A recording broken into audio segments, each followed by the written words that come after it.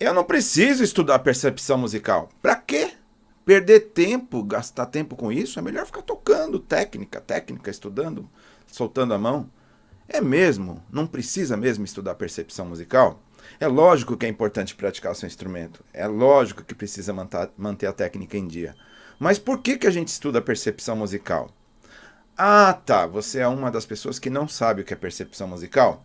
Tá legal. Então hoje eu vou começar a fazer uma série de vídeos falando um pouco sobre esse assunto. Uma série eu não sei se vão ser tantos assim, mas enfim, não vamos falar tudo hoje, tá? Eu quero responder primeiro a pergunta: o que é percepção musical?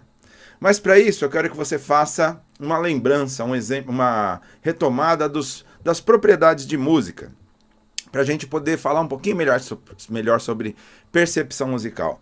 Vamos lembrar sabe aqueles livrinhos de teoria? As propriedades do som. Então vamos lá, vamos lembrar quais são os quatro? Primeiro, duração. Em termos de duração, a gente faz um estudo, sim, de percepção musical. Calma, a gente chega lá. Depois, outra propriedade de um som, altura, né? Então, o que é altura? É a qualidade de um som ser mais agudo ou mais grave. Sempre, se a gente tiver fazer uma classificação de agudo ou grave, sempre em relação a um outro som, tá? Mas estamos falando de altura sonora, frequências, tá certo? Outra propriedade do som, que é a sua intensidade. É a propriedade de um som ser mais forte ou mais fraco.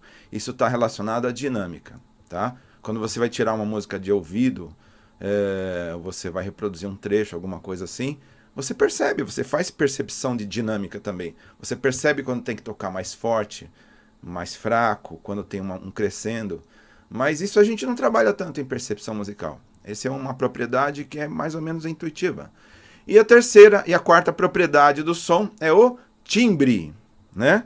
Ah, isso, a internet está cheia, os fóruns estão cheios de pessoas falando sobre a percepção, né, sonora de timbre. Se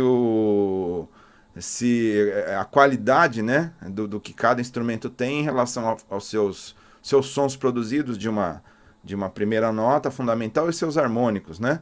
Aí você começa a falar de instrumentos que são utilizados além de posição, por exemplo, no contrabaixo, da mão perto do braço, perto da ponte, no meio, o jeito que você usa o dedo, né? Se é guitarra, como é que você vai palhetar, se a palheta entrar mais reta, se ela entrar mais inclinada. Aí a gente começa já a entrar o quê? Instrumentos elétricos e eletrônicos, né? O hardware. Ah, tá, volume do captador da ponte, volume do captador do braço, às vezes daí na guitarra, captador do meio, chaveamento, grave e agudo. Quer dizer, para você reproduzir um timbre, tem todas essas coisas que você tem que ver. Beleza, mas isso é uma questão que todo mundo discute, é a percepção de timbre. Reproduzir um timbre é uma brincadeira super legal, trabalhosa, né? Agora não precisa, eu acho que não precisa se fazer um trabalho sistematizado para estudar percepção de timbres, né? Agora vamos voltar das duas propriedades. Duração, tá? Todo som produzido tem uma duração. Em música a gente estabelece pulso, né? Pulso musical, para organizar a duração dos sons que a gente faz. E dentro desse pulso a gente estabelece subdivisões, né? Que nós podemos criar ali coisas como células rítmicas.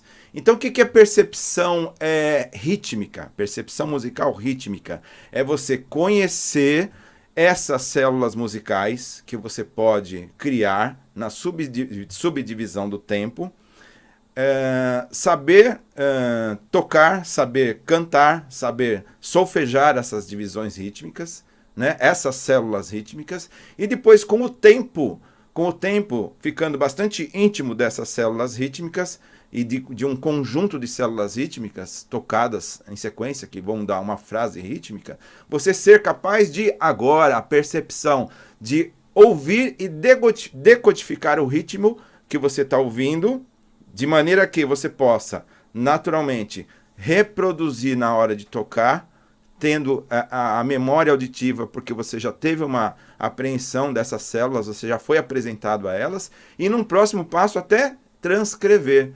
escrever esse ritmo que você acabou de ouvir. Para que a gente transcreve? Para passar para uma outra pessoa, para guardar um banco de ritmos, seja lá do que for, de uma levada de violão, de um groove de baixo. Você transcreve para quê? Para estudar. A transcrição, a percepção serve como ferramenta de autonomia para que você possa estudar mais e melhor. Você tenha mais ferramentas, né? E a percepção de altura? Aí a gente entra em dois campos, né? Que é a percepção melódica e a percepção harmônica. Tá legal? Então, assim, percepção melódica é quando você reconhece dois sons produzidos simultaneamente, um após o outro, e aí existe um som que pode ser um som grave e o outro, por exemplo, um som agudo. Então você percebe uma percepção de um intervalo ascendente, né? E aí você, tendo uma formação de conhecer teoricamente o que são todos os intervalos, segundas, terças, quartas, quintas, sextas, sétimas, e suas qualidades, você começa a trabalhar isoladamente cada um desses intervalos, de forma que você possa reconhecer, né? E depois, ouvindo, você possa já decodificar na sua cabeça e tocar e fazer todo aquele processo de novo. Escrever, transcrever e usar isso como material de estudo. Depois você pode conseguir ouvir sons simultâneos, numa mesma ordem, numa mesma posição vertical. Que aí você ouve dois intervalos, isso aí ao mesmo tempo, né? Duas notas ao mesmo tempo, isso é um intervalo harmônico, da mesma maneira. Segundas, terças, quartas, e aí 3 notas ao mesmo tempo. Então, ok, de novo, são 3 notas no intervalo harmônico. Você começa a saber reconhecer um tipo de tríade, se ela é maior, se ela é menor, se ela é aumentada, se ela é diminuta. Depois você já passa para um momento que você pode reconhecer 4 sons ao mesmo tempo, né? Com todos os tipos de tétrade que possam ocorrer, fazendo inversões de notas. Enfim, isso vai te dar o quê? Se você fizer esse estudo sistematizado de percepção melódica e harmônica, para que você consiga reconhecer harmonias, melodias e fazer todo aquele processo que nós falamos agora há pouco.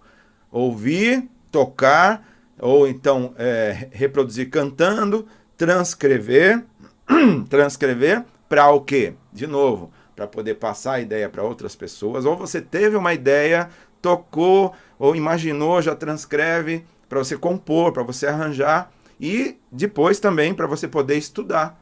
Você começar a ter essa relação de estudo, de reconhecimento de intervalos, para te levar em outros campos da música depois. Tá legal? A gente continua esse assunto no próximo vídeo. Para que estudar percepção, Kaká? Para isso, para você ganhar autonomia musical. Tá legal? Até o próximo vídeo.